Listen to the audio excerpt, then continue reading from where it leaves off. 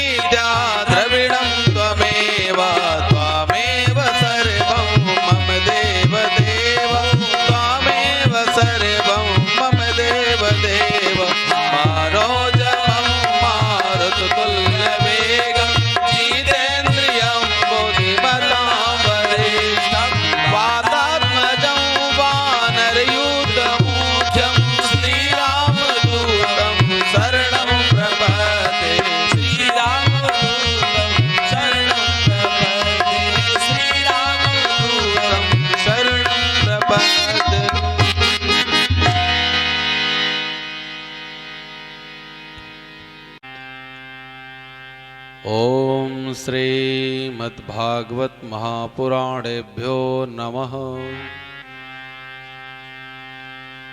ओम श्री राधा कृष्ण चरण कमलेभ्यो नमः। ओम श्री मातृपितृ गुरु चरण कमलेभ्यो नमः।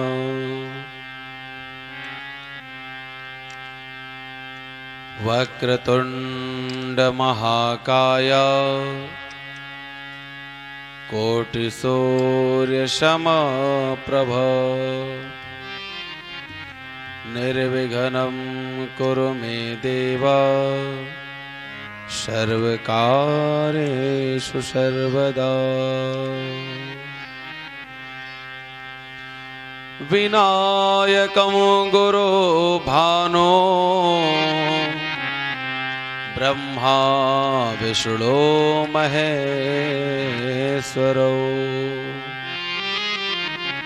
सरस्वती प्रणम्यादो सर्वकामार्थसिद्धये।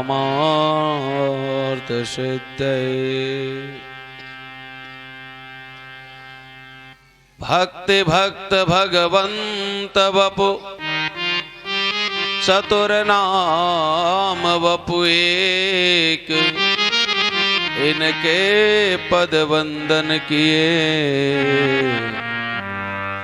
नाशं विघ्न अनेक। जय जय श्री राधा रमण जय जय नवल किशोर जय गोपी चित चोर प्रभु जय जय माखन चोर।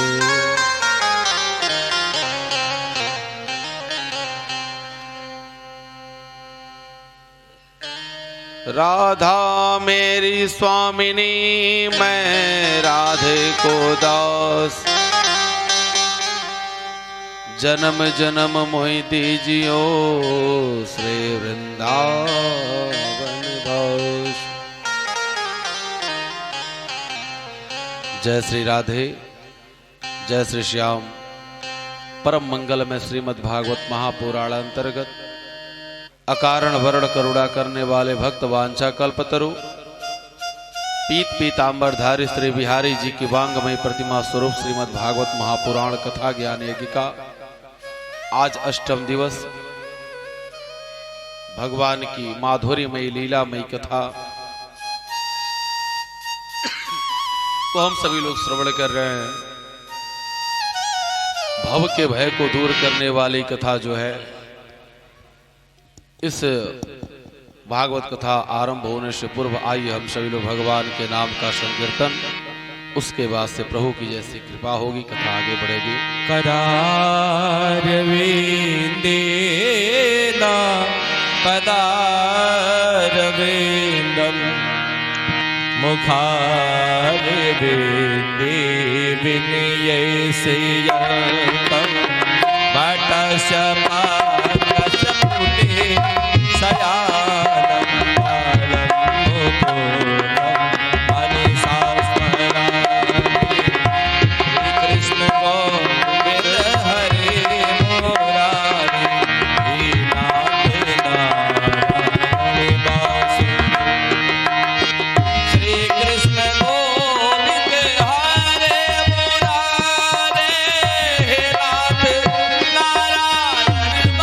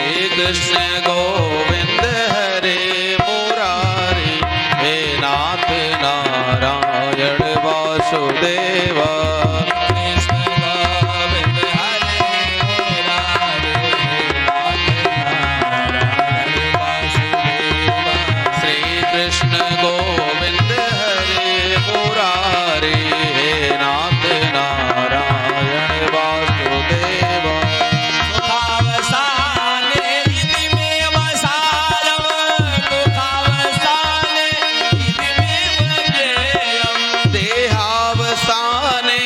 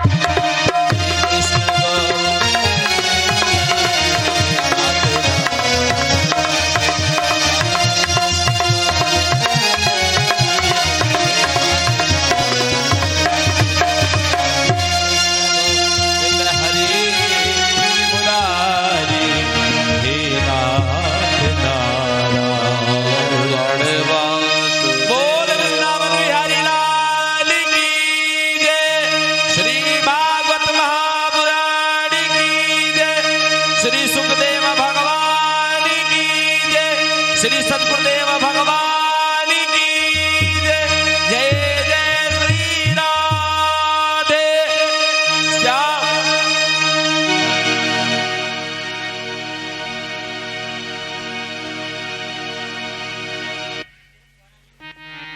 जय श्री राधे,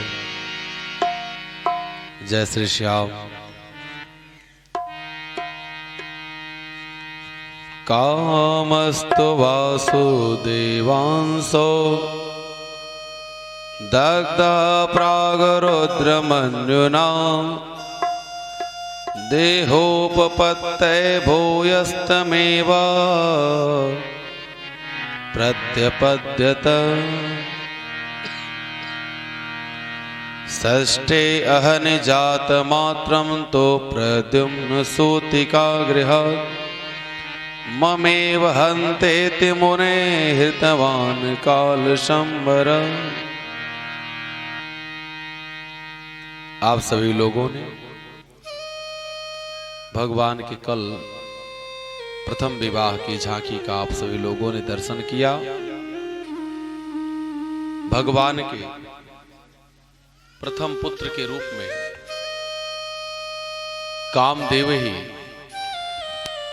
भगवान के प्रथम पुत्र के रूप में जन्म लिए, जिनका नाम प्रद्युम्न हुआ।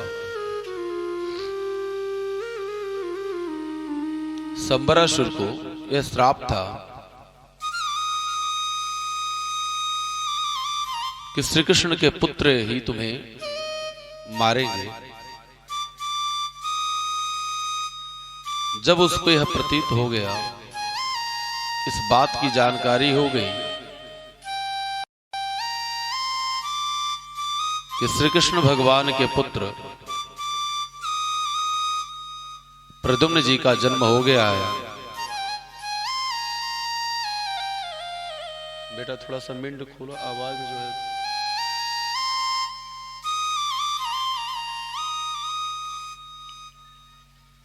प्रद्युम्न जी महाराज का जैसे उसने जन्म जाना, वह अपने घर से अपना वेश बदल करके श्री कृष्ण भगवान के महल द्वारिका में प्रवेश किया और प्रवेश करके प्रद्युम्न जी को वह उनको ले करके चुपके से चला गया, उनकी चोरी कर लिया। माताओं को कभी भी प्रसूतिका गृह में बच्चों के तरफ पीठ करके नहीं सोना चाहिए। प्रसूतिका गृह जो होता है, प्रसूतिका कक्ष जो होता है, कमरा, उसमें कभी भी माताओं को अपने बच्चे के तरफ, बच्चे छोटे हैं तो उनके तरफ पीठ करके नहीं सोना चाहिए। खष्टे अनिजात मात्रम तो प्रद्युम्न सूतिका गृहात् ममेव हन्तेति मुने हृतवान् कालशंबर। अब वह लेकर के गया और समुद्र में उसने क्या किया, फेंक दिया संबरासुर ने। देखिए, हम सभी लोग जिस मृत्यु से बचना चाहते हैं, बचने के लिए अनेकों उपाय करते हैं। वह भगवान जिसके हाथ से जिस समय जिस स्थान पर मृत्यु जहां लिख दिए हैं, मृत्यु सुनिश्चित है। होता क्या है कि प्रभु का स्मरण करने से उस परमात्मा का, उस प्रकृति का, आप जिसको भी मानते हो, उसका स्मरण करने से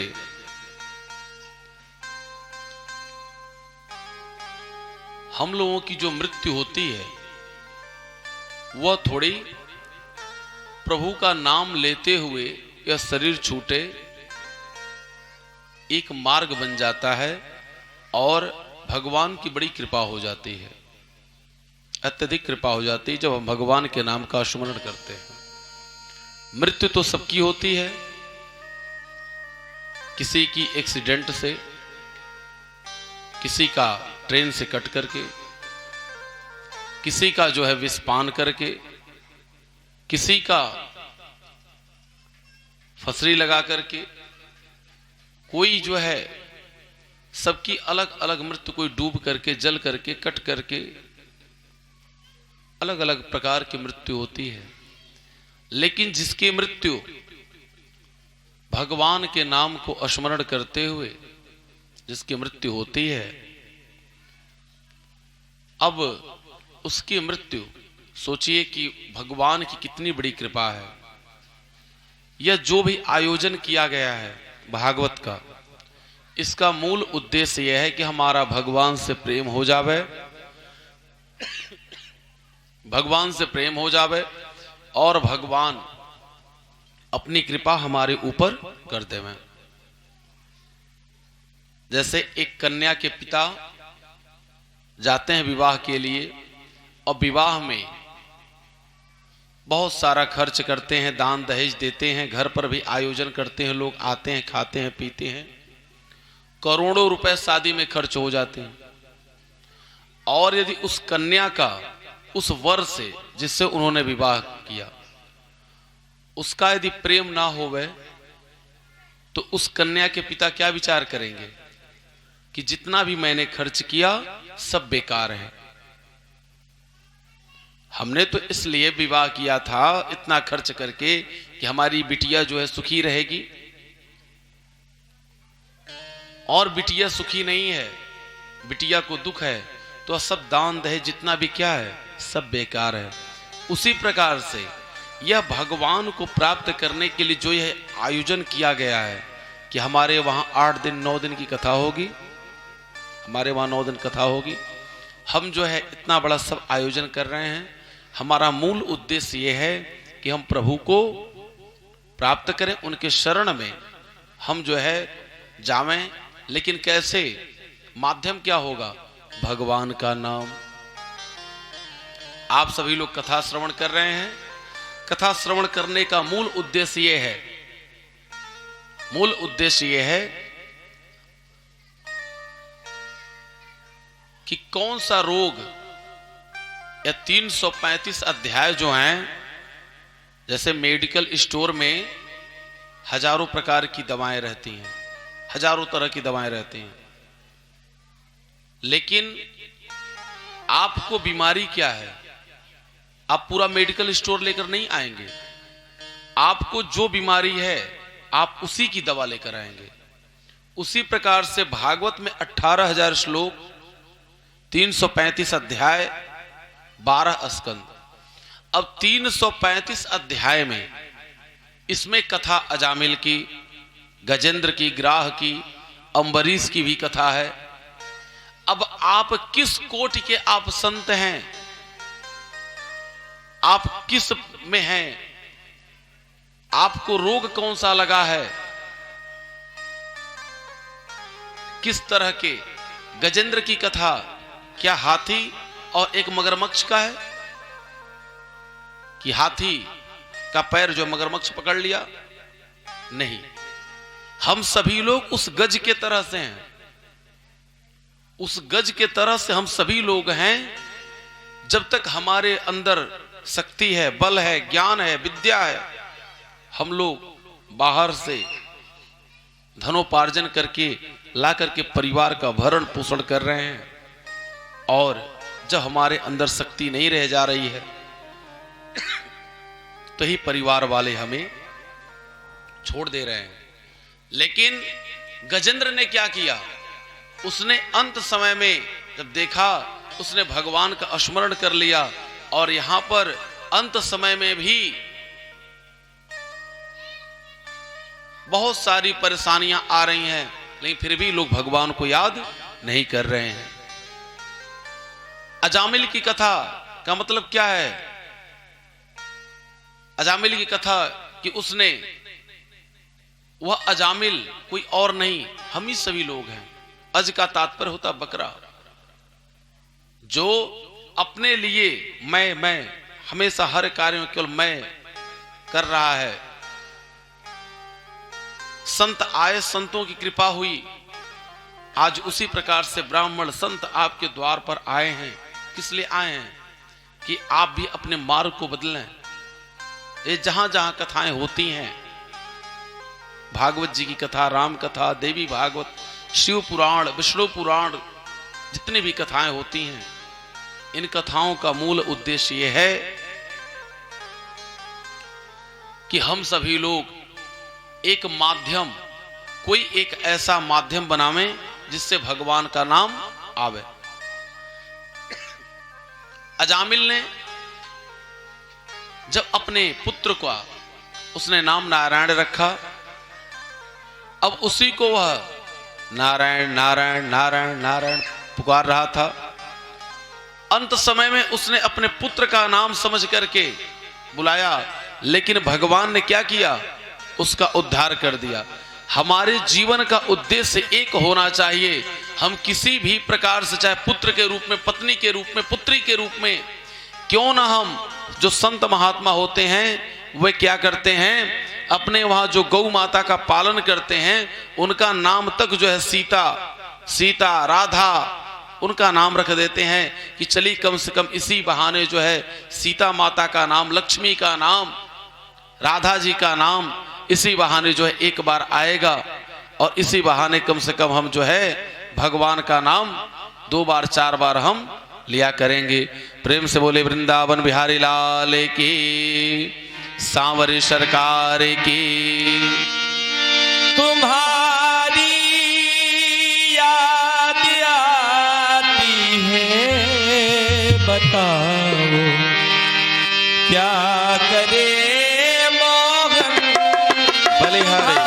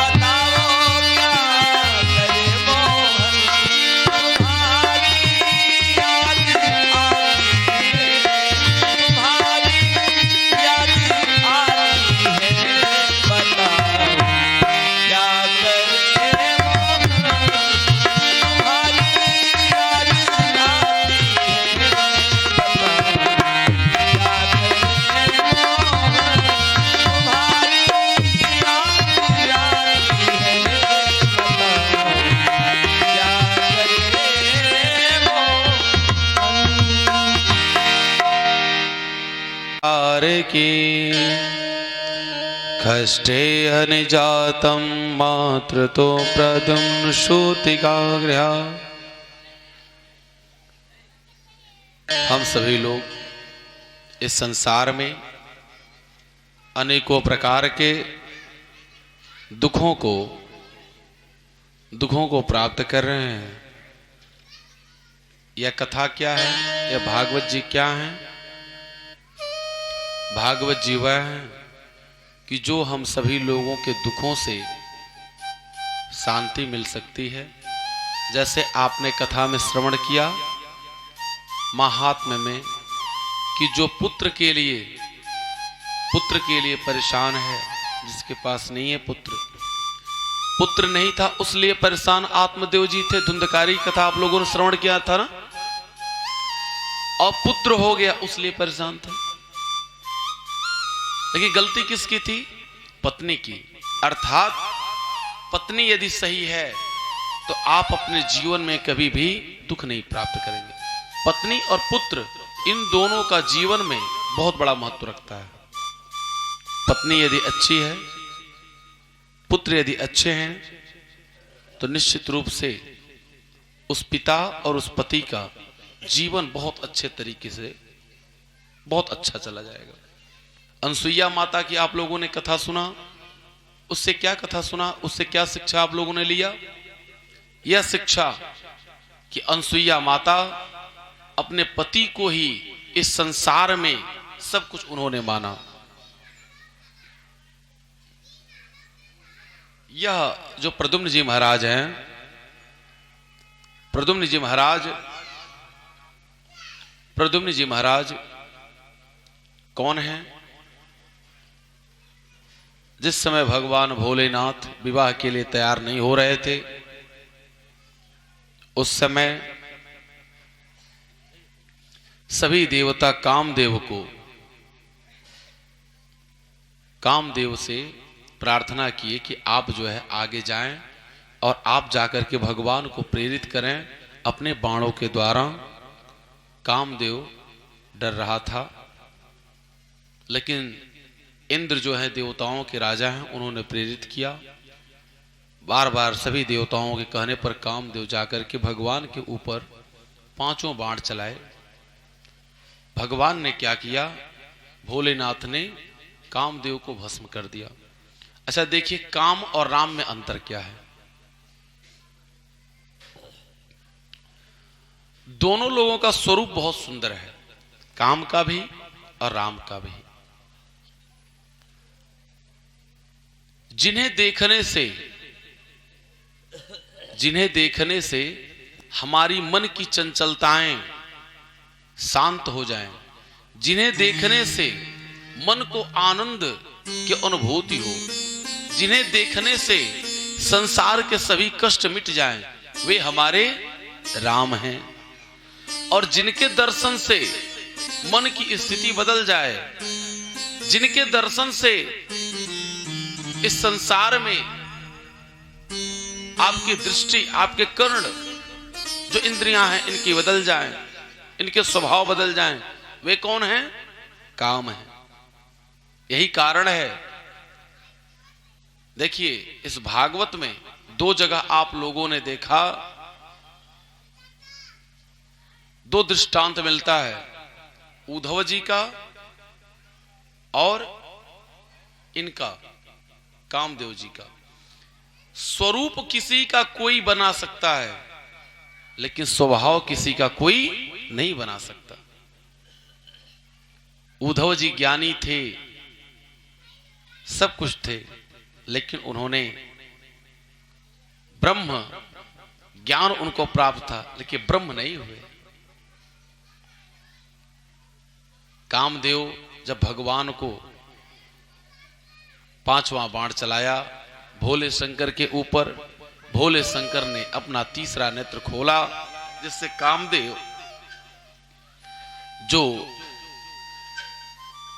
आम के बीच में, आम के पल्लवों के बीच में जो छुपा हुआ था, भगवान ने तीसरा नेत्र जैसे ही अपना खोला, तुरंत वह भगवान के दिव्य नेत्र से कहां बच सकता? जल करके भस्म हो गया। रति, कामदेव की पत्नी का नाम रति, वह आई और वह रोने लगी। उसने कहा, मैं पति के बिना मैं कैसे रहूं। भगवान भोलेनाथ ने कहा,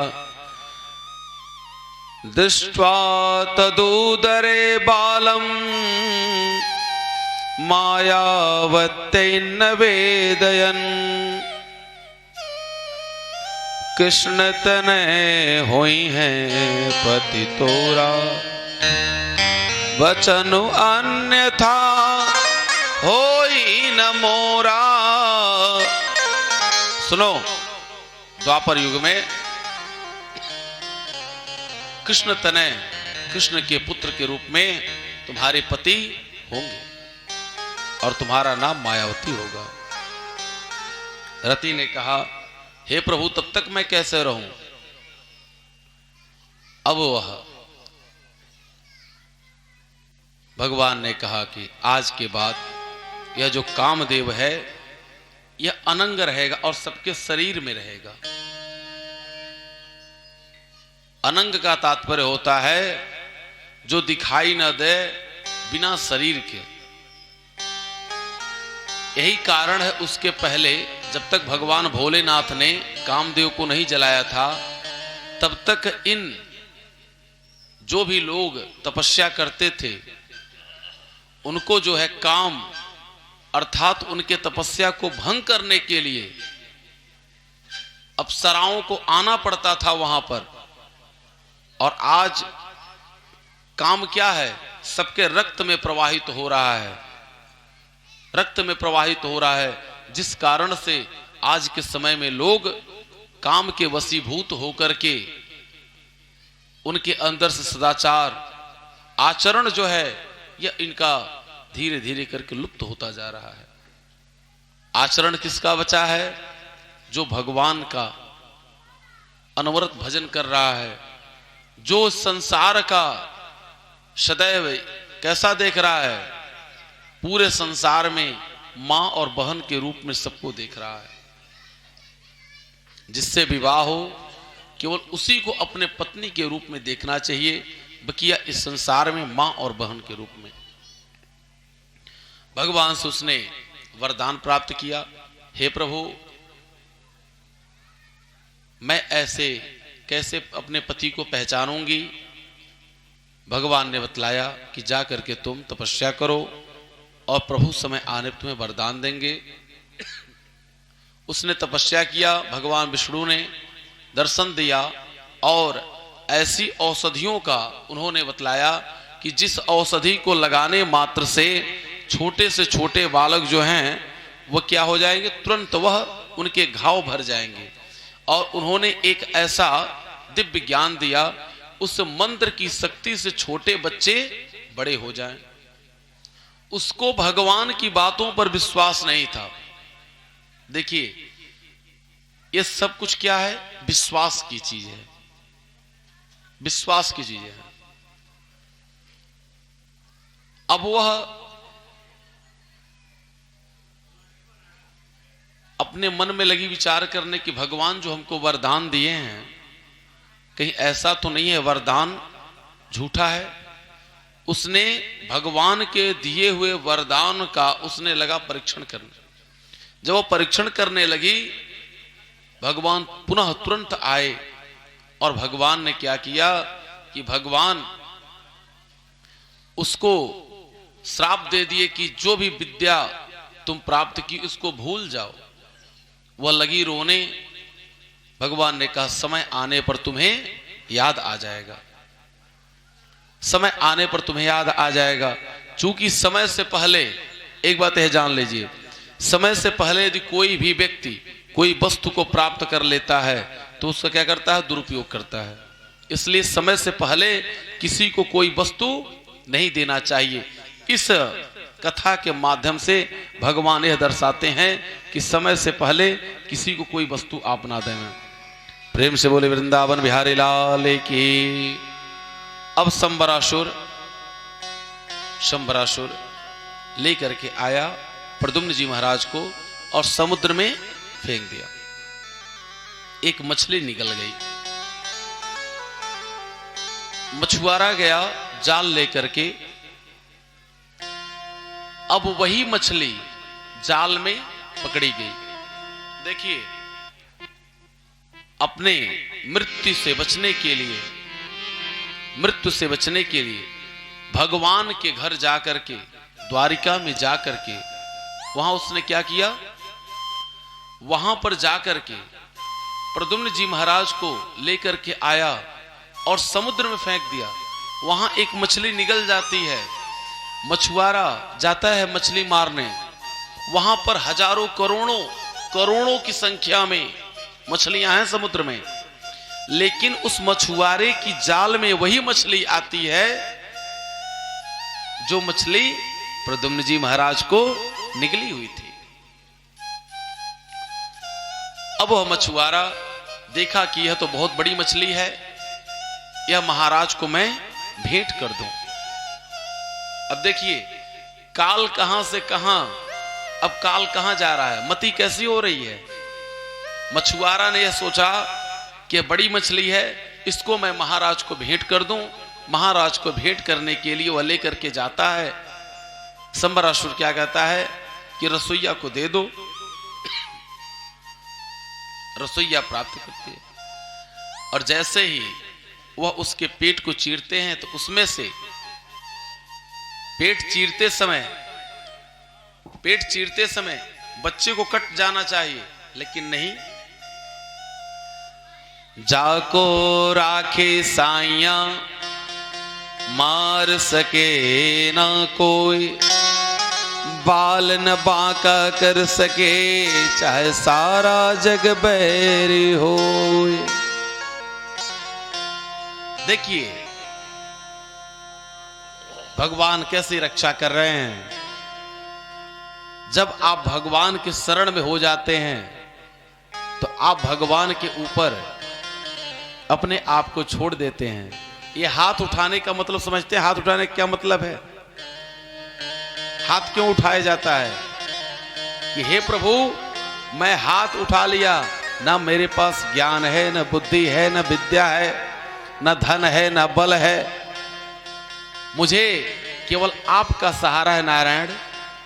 मैं सरेंडर कर दिया आपके पास। जैसे फौज में क्या होता है, फौज में लोग क्या करते हैं कि जैसे जो सरेंडर करता है तो वह सब कुछ नीचे रख देता है और हाथ ऊपर करता है, हाथ ऊपर कर लेता है कि मैं आपके शरण में हूं, मैं सरेंडर कर दिया, मैं निहत्था हूं।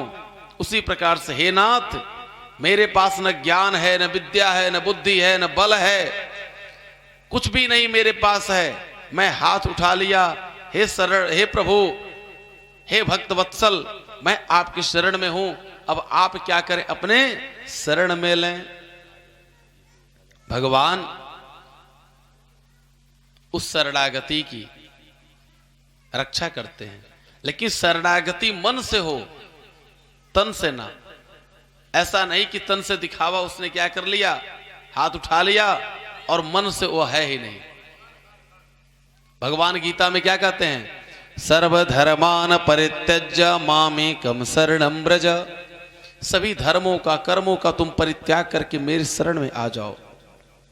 मंत्र में त्रुटि हो सकती है, आपकी क्रिया में त्रुटि हो सकती है, आपके चढ़ाए हुए फल फूल में त्रुटि हो सकती है, लेकिन भगवान के शरण में आप चले जाएं, उसमें कोई त्रुटि नहीं हो सकती। भगवान ने इतना छूट दे रखा है, भगवान ने इतना छूट दे रखा है कि यदि आप के पास नहीं फल है, नहीं फूल है, तो आप क्या करें, मनसा चढ़ावें, आंख बंद कर लेवें।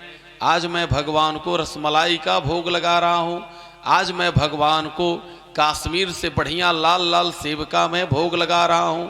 ये कल्पना करें, भगवान को अपने आप ही भोग लगते जाएगा। ये क्या है, ये हमारा भाव है। ऐसा नहीं है कि भगवान आपके सेब के लिए, आपके जो मीठा के लिए, आपके बेल के पत्ते के लिए, क्योंकि जो संसार को सब कुछ दे रहा है उसे भला किस बात की कमी, लेकिन वह आपके भाव को देखते हैं। जो माता पिता छोटे से बच्चे के लिए, अबोध बालक है, छोटा सा बच्चा, नन्हा सा, 4 महीने, 6 महीने, 1 साल का बच्चा है, 2 साल का बच्चा है, 5 साल का बच्चा है। उस बच्चे के पास कोई अभी ज्ञान नहीं। अब वह बच्चा माता पिता को वह मन में विचार करे कि मैं माता पिता को कुछ दे रहा हूं। 5 साल का बच्चा सोचे कि मैं कुछ दे रहा हूं, वह क्या दे सकता अपने माता पिता को? अभी तो वह स्वयं माता पिता के सहारे है। उसी प्रकार से हम सभी लोग उस परम पिता परमेश्वर के सहारे हैं। हमारे असली माता पिता जो हैं परम पिता परमेश्वर हैं। यह जो आप सभी लोग कथा श्रवण कर रहे हैं, यह कथा का मूल उद्देश्य यह है कि हम अपने असली माता पिता को पहचाने और उनकी शरण में जावें। प्रेम से बोले वृंदावन बिहारी लाल की। ऐ श्याम जहां का तो नूर है, सबकी सुनता है, कितना मगसूल है। मैं भी ना लिए जाऊं दर से तेरे, सुना है देने में तो बाबा मशहूर है। ऐ मेरे सामने तू बता रास्ता, ऐ मेरे सामने तू बता रास्ता। हार कर आया हूँ अब तो दे आसरा, हार कर आया हूँ अब तो दे आसरा।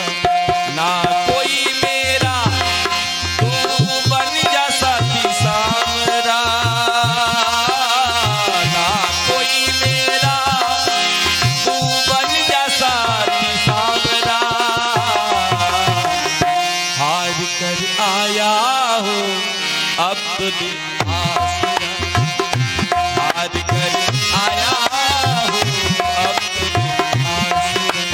ऐ मेरे सामने तू बता रास्ता, ऐ मेरे सामने तू बता रास्ता। हार कर आया हूँ अब तो दे रास्ता, हार कर आया हूँ अब तो दे।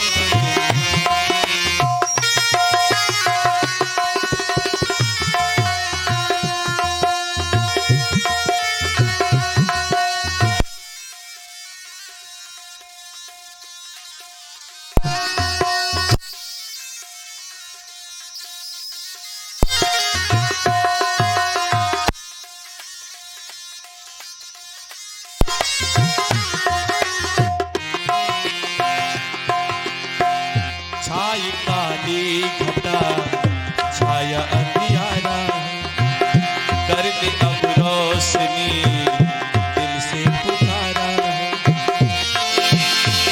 छाई काली घटा छाया अंधियारा है, कर दे अब रोशनी दिल ने पुकारा है। तेरे लिए सब संभव है जैसा हो मांगरा, हार कर आया हूँ अब तो दे रास्ता, हार कर आया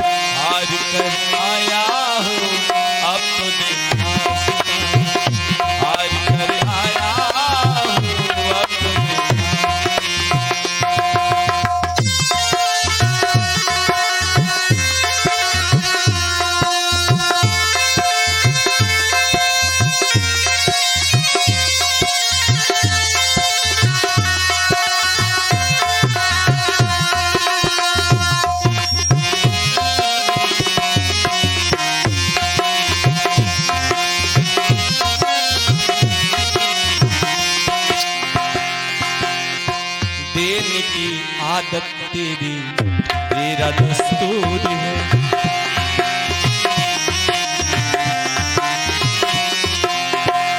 देने की आदत तेरी तेरा दस्तूर है। लेने न पाया शायद मेरा ही कसूर है। लेने न पाया शायद मेरा कसूर है। देने की आदत तेरी तेरा दस्तूर है। लेने न पाया शायद मेरा कसूर है। भर दे अब झोली जैसे भरा मायरा। हार कर आया हूँ अब तो हार कर आया हूँ अब तो। मेरे सामने तू बता रास्ता। मेरे सामने तू बता रास्ता। हार कर आया हूँ अब तो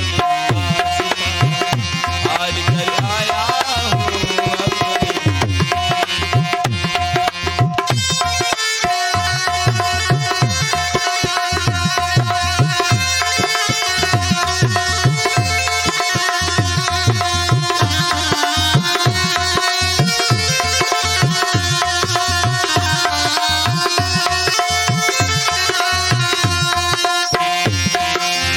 ख्वाहिश आसमां दिल तो नादान था। ख्वाहिश आसमां दिल तो नादान था। अपनी औकात से मैं तो अनजान था। ख्वाहिश आसमां दिल तो नादान था। अपनी औकात से मैं तो अनजान था। जाना गिर के ये मैंने क्या है मेरा दायरा। हार कर आया हूँ अब तो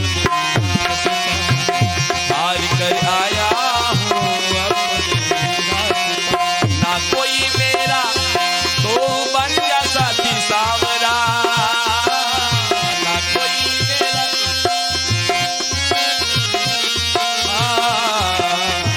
हार कर आया हूँ अब तो।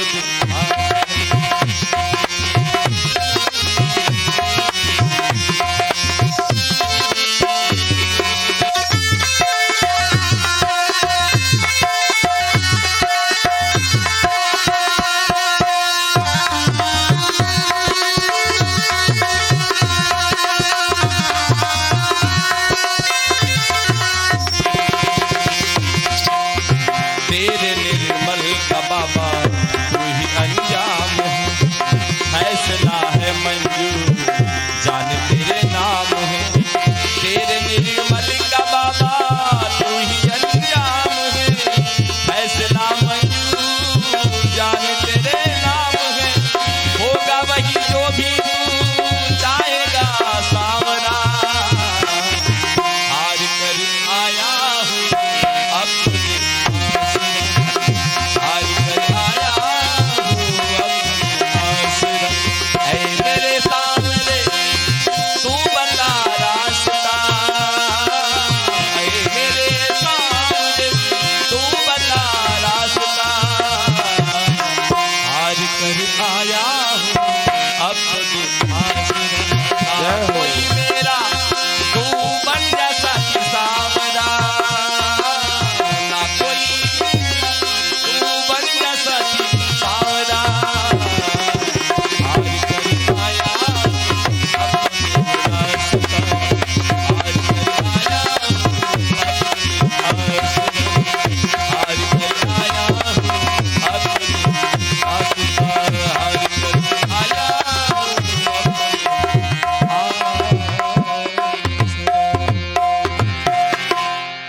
प्रेम से बोले श्री कृष्ण भगवान की जय।